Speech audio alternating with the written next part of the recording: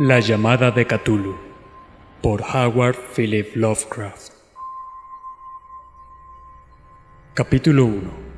El horror en arcilla. A mi parecer, no hay nada más misericordioso en el mundo que la incapacidad del cerebro humano de correlacionar todos sus contenidos.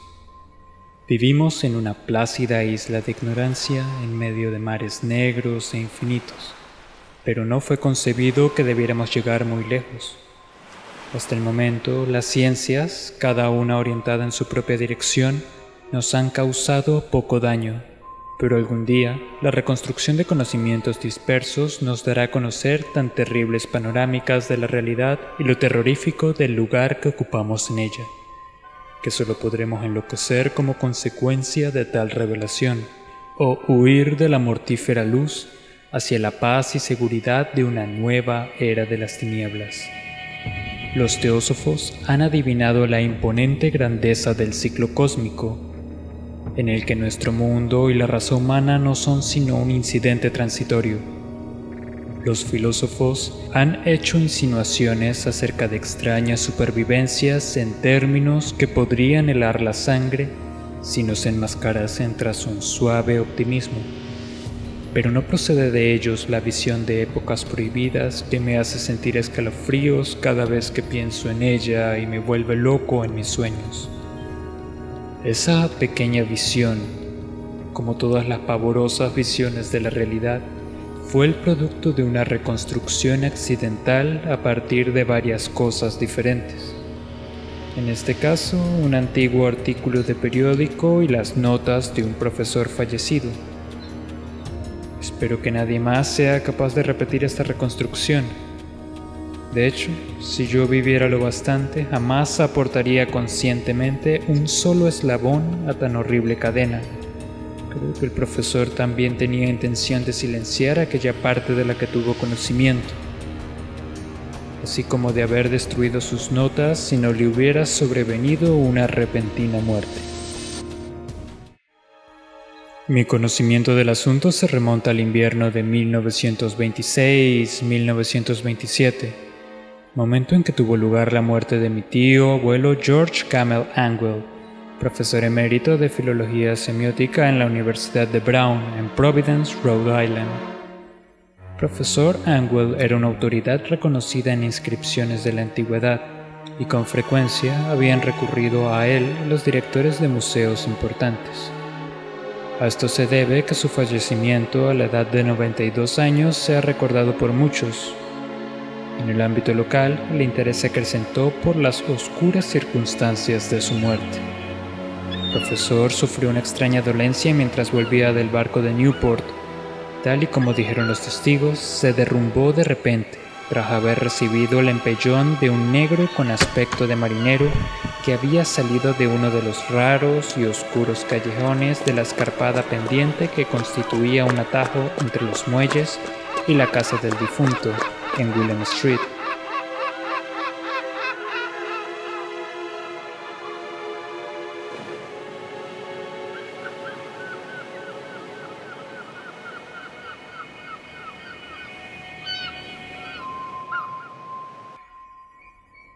Los médicos fueron incapaces de encontrar ningún trastorno visible, pero terminaron por apuntar, tras una discusión, que la causa de la muerte debía ser una lesión desconocida del corazón, causada por el rápido ascenso de un hombre ya mayor por una colina tan pronunciada.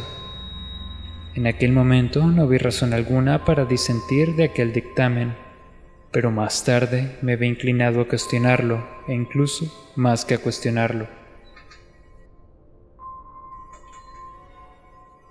Como heredero y albacia de mi tío abuelo, que había muerto viudo y sin hijos, debí examinar sus papeles con cierta minuciosidad.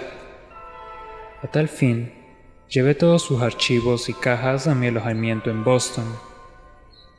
La mayoría del material que correlacioné será publicado más adelante por la Sociedad Americana de Arqueología, pero vi una caja que me resultó sumamente misteriosa y que me sentí reacio a enseñar a otros ojos que los míos. Estaba cerrada y no encontré la llave hasta que se me ocurrió buscar en el llavero que el profesor llevaba siempre en su bolsillo.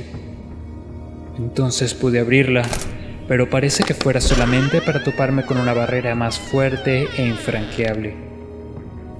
¿Cuál podría ser el significado de aquel extraño bajorrelieve de arcilla y de los inconexos apuntes, notas y recortes que encontré?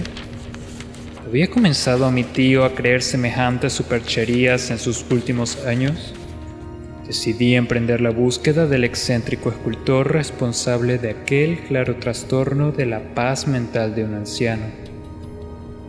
El bajorrelieve era una tosca pieza rectangular de algo más de 2 centímetros de grosor y con una superficie de unos 13 por 15, de origen evidentemente moderno. Por el contrario, su diseño distaba mucho de resultar moderno en lo que se refiere al tema y a lo sugerido por la obra, ya que aunque los caprichos del cubismo y el futurismo son muchos y descabellados, no suelen servir para reproducir la enigmática regularidad que se esconde tras la escritura prehistórica, y ciertamente el grueso de aquellos diseños parecía ser algún tipo de escritura. Sin embargo, y a pesar de estar muy familiarizado con los papeles y colecciones de mi tío, la memoria me fallaba al intentar identificar a qué tipo pertenecía, o incluso al intentar recordar alguna pista de la más remota afinidad de aquella con otras escrituras. Sobre esos presuntos jeroglíficos se encontraba una figura con evidente propósito pictórico, aunque su ejecución impresionista impedía hacerse una idea clara de su naturaleza. Parecía tratarse de algún tipo de monstruo o un símbolo que lo representase, o una forma que solo una imaginación enfermiza podría llegar a concebir. No estaría traicionando el espíritu de aquella cosa si digo que mi imaginación, algo calenturienta de por sí, creía percibir en ella de forma simultánea las figuras de un pulpo, un dragón y una caricatura del ser humano. Una cabeza viscosa y cubierta de tentáculos destacaba sobre un cuerpo grotesco y escamoso con unas alas rudimentarias, pero era el perfil general de toda ella lo que resultaba más espantoso. Detrás de la figura quedaba insinuado un ciclópeo trasfondo arquitectónico. Los escritos que acompañaban aquella rareza, dejando a un lado un montón de recortes de prensa, habían sido escritos hace poco de la mano del profesor Angwell, y no había pretensión literaria alguna en su estilo. Lo que parecía ser el documento principal se titulaba El culto de Cthulhu, en caracteres trazados concienzudamente para evitar una lectura equivocada de una palabra tan inaudita. El manuscrito estaba dividido en 2 secciones, estando titulada la primera 1925, Los sueños y trabajos sobre los sueños de H. A. Wilcox, 7 Thomas Street, Providence, Rhode Island. Y el segundo, narración del inspector John R. Legras, 121 Bienville Street, Nueva Orleans. Notas sobre los mismos y sobre el relato del profesor Webb. El resto de los papeles manuscritos eran notas breves, algunas de ellas acerca de extraños sueños de personas diversas y otras menciones de libros y revistas teosóficos, particularmente el Atlantis y el continente perdido de Lemuria de Scott Elliot.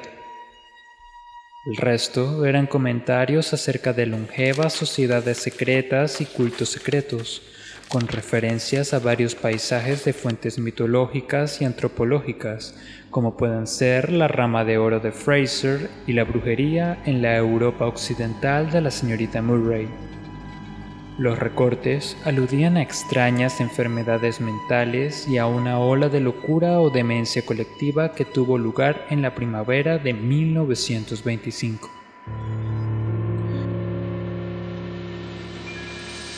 La primera mitad del manuscrito principal daba cuenta de un suceso bastante peculiar. Parece ser que el 1 de marzo de 1925, un hombre moreno y delgado, de aspecto neurótico y excitado, se presentó en la casa del profesor Angwell, llevando el singular bajorrelieve, todavía húmedo y fresco. En su tarjeta de visita aparecía el nombre de Henry Anthony Wilcox.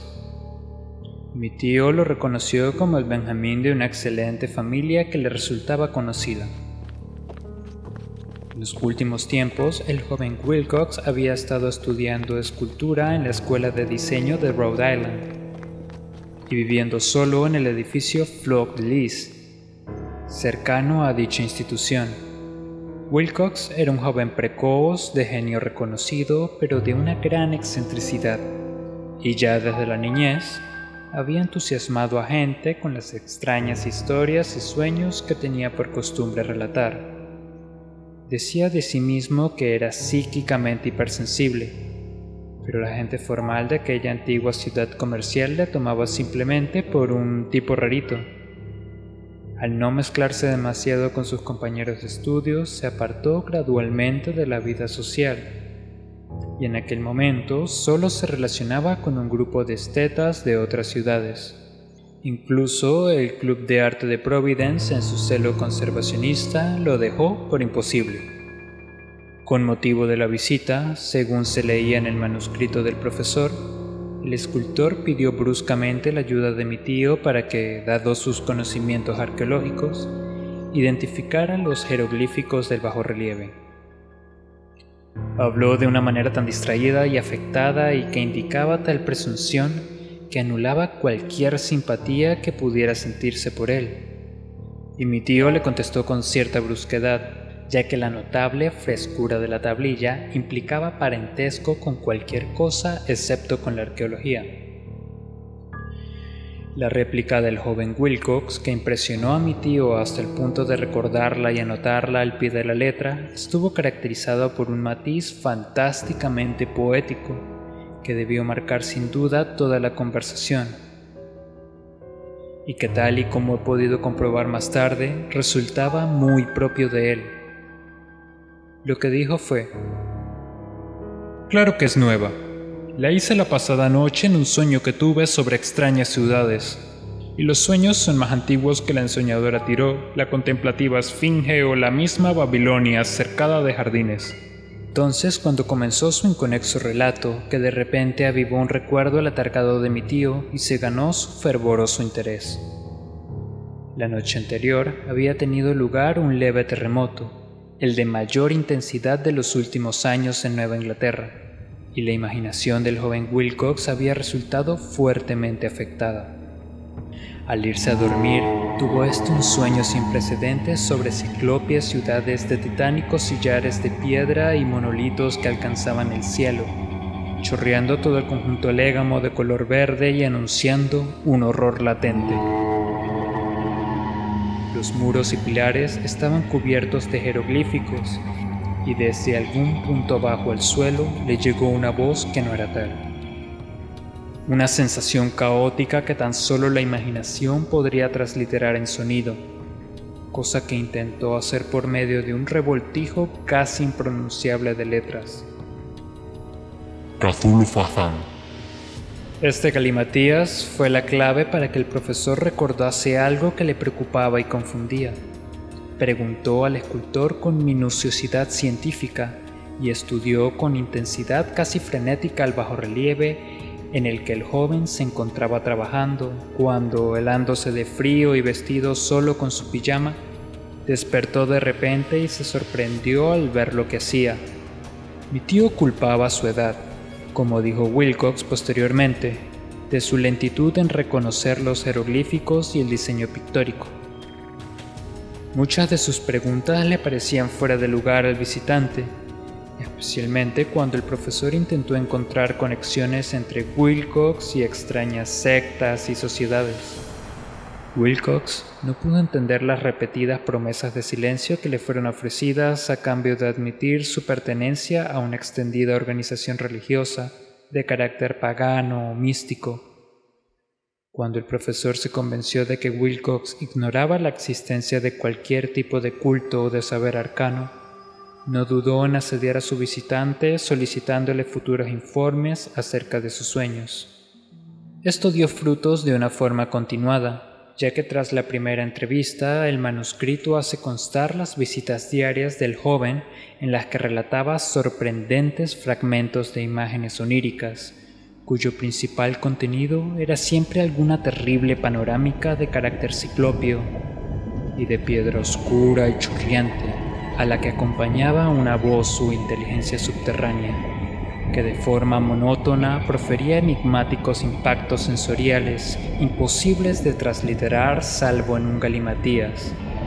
Los dos sonidos repetidos con más frecuencia mencionados en las cartas eran Cthulhu y Rie. El 23 de marzo, según apuntaba el manuscrito, Wilcox no apareció. Las pesquisas en su alojamiento revelaron que había sido asaltado por una especie inusual de fiebre y que había sido llevado a la casa de su familia en Waterman Street. Wilcox había estado gritando durante la noche, despertando a varios de los otros artistas que vivían en la residencia, y desde entonces solo había manifestado estados alternativos de inconsciencia y delirio. Mi tío se apresuró a telefonear a la familia y desde ese momento en adelante prestó una gran atención al caso, llamando a menudo a la consulta del Dr. Toby en Tyler Street al enterarse de que era el médico de Wilcox. Al parecer, la febril mente del joven se explayaba sobre cosas extrañas, y a ratos el doctor se estremecía al oír hablar de ellas.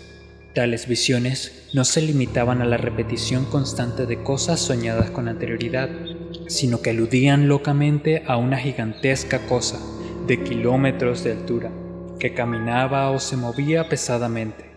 En ningún momento llegó a describir por completo a aquel ser, pero algunas palabras frenéticas y ocasionales, repetidas por el Dr. Toby, convencieron al doctor de que debía ser idéntico a la monstruosidad sin nombre que había tratado de representar en aquella figura esculpida en sueños.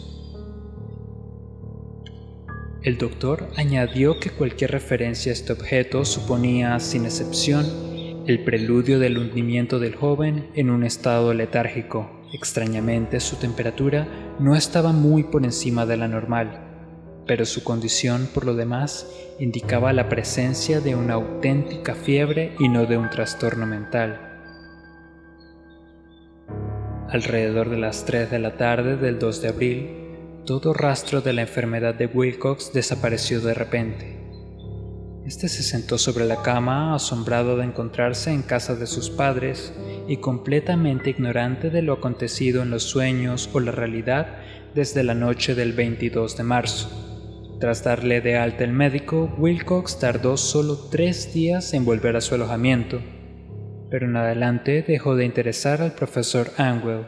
Todo rastro de sueños extraños se había desvanecido al llegar su recuperación, y mi tío dejó de tomar nota de sus visiones oníricas tras una semana de explicaciones irrelevantes y sin sentido acerca de sueños corrientes.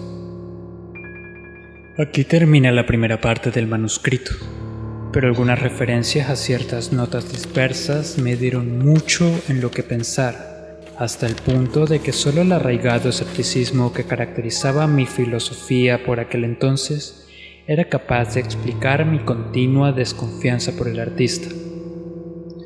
Las notas en cuestión eran las que describían los sueños de varias personas a lo largo del mismo periodo en que el joven Wilcox había experimentado sus extrañas visitaciones. Parece ser que mi tío inició rápidamente un sistema increíblemente ramificado de investigación entre casi todos los amigos a los que podía preguntar sin parecer impertinente acerca de sus sueños nocturnos, así como de la fecha de cualquier visión fuera de lo común que hubieran experimentado en tiempos recientes. Según parece, la acogida de su solicitud resultó muy variada, pero al menos debió recibir más respuestas de las que una sola persona podría ser capaz de atender sin la ayuda de un secretario. La correspondencia original no ha sido conservada, pero sus notas al respecto forman un minucioso y significativo resumen.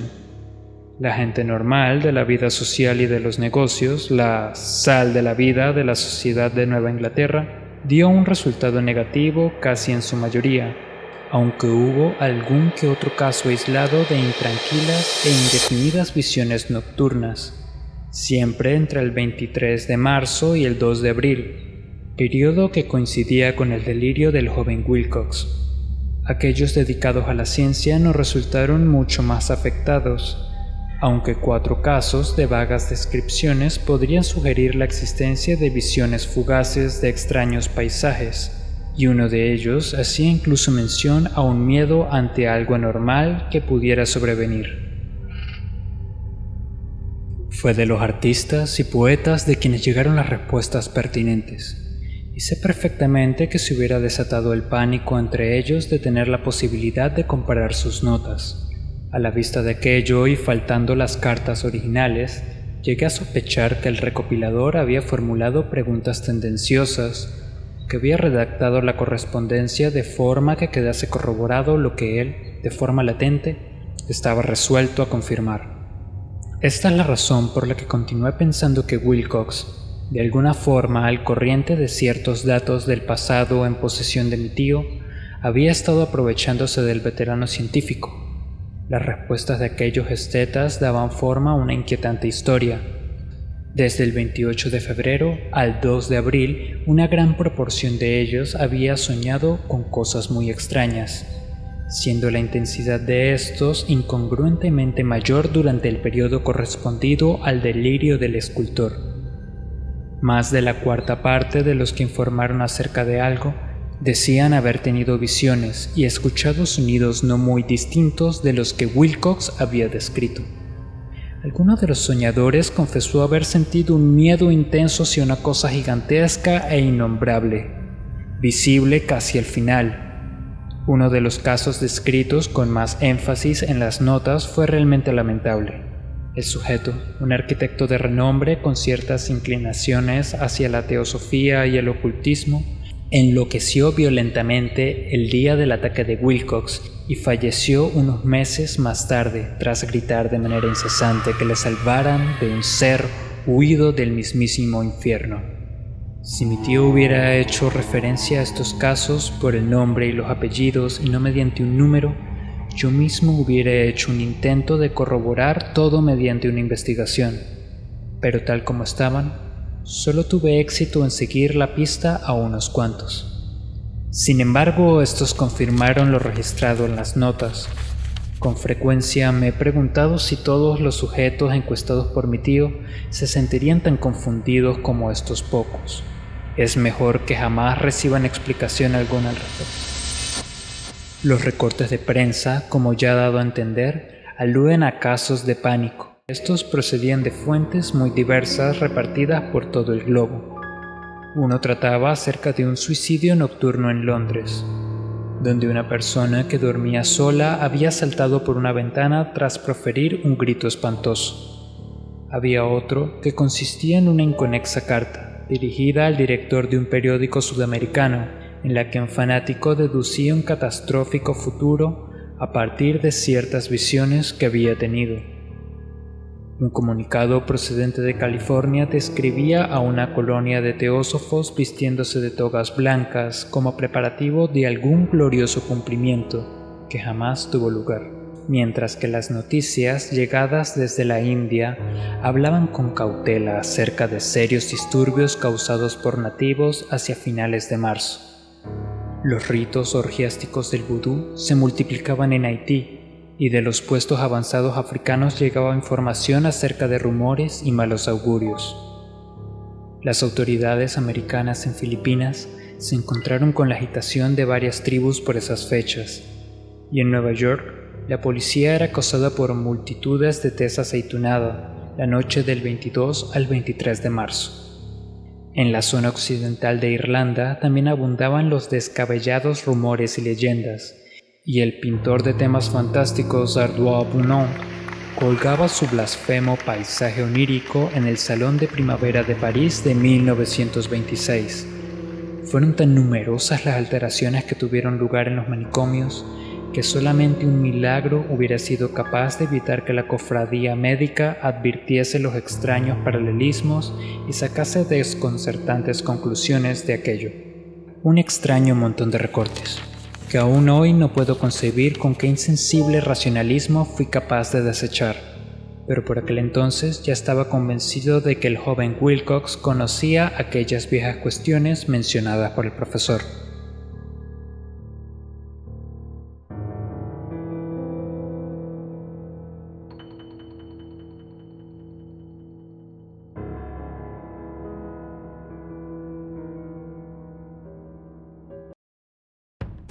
Somos Paola Chacón Y José Andrés Molina. y estás escuchando Bibliófilos, cuentos y novelas. Síguenos en nuestras redes sociales, YouTube, Spotify e iVoox para seguir escuchando más historias con la mejor narrativa.